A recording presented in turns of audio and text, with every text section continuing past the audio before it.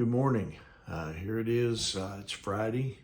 We've made it to Friday once again. We're on the threshold of the weekend. Of course, today is April the 5th, and I hope you had a good Thursday. I hope you had a great day. I hope that I hope that you were able to kind of start working toward finishing things up for the weekend.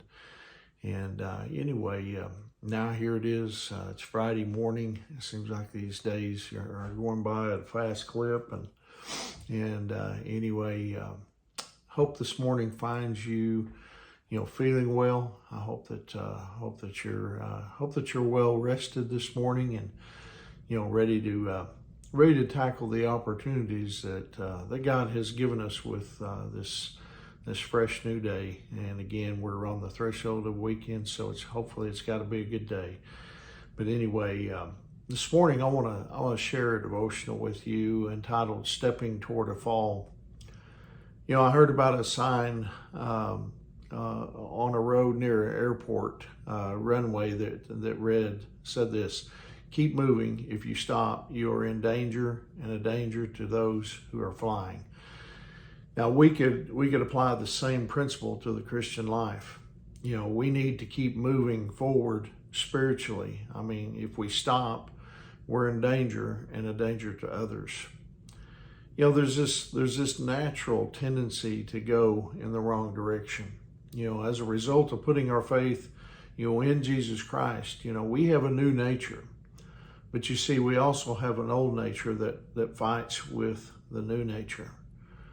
The Apostle Paul wrote the following in Romans chapter 7, verses 18 and 19. "And I know that nothing good lives in me, that is, in my sinful nature. I want to do what is right, but I can't. I want to do what is good, but I don't. I don't want to do what is wrong, but I do it anyway." We make a choice, whether to build up our spiritual lives or to neglect them. And when we neglect the things of God, you see, we're feeding our old nature. And it's a battle, and every day the battle rages on for we as believers. The battle is real, and it happens every day. Simon Peter, he never thought that he would fall away from the Lord. I don't think he ever thought that. He somehow believed that, even if everyone else, abandoned Jesus, he never would. And he didn't understand his own weakness. And so as a result, he fell, and he fell hard. There are several steps that led to Peter's, fall, Simon Peter's fall. The first was self-confidence. He said to Jesus in Luke 22:33, he said, "Lord, I am ready to go to prison with you and even to die, with you." And then according to Matthew's gospel, in Matthew chapter 26, 33, he also said, "Even if everyone else deserts you, I will never desert you." You see, Peter, he was boasting, and he was doing it at the expense of others. He was boasting of his devotion and commitment.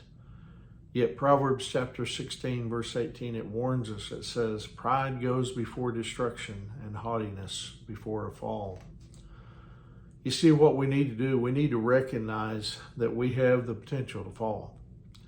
We have the potential to sin. We don't need self-confidence. What we need is Christ confidence.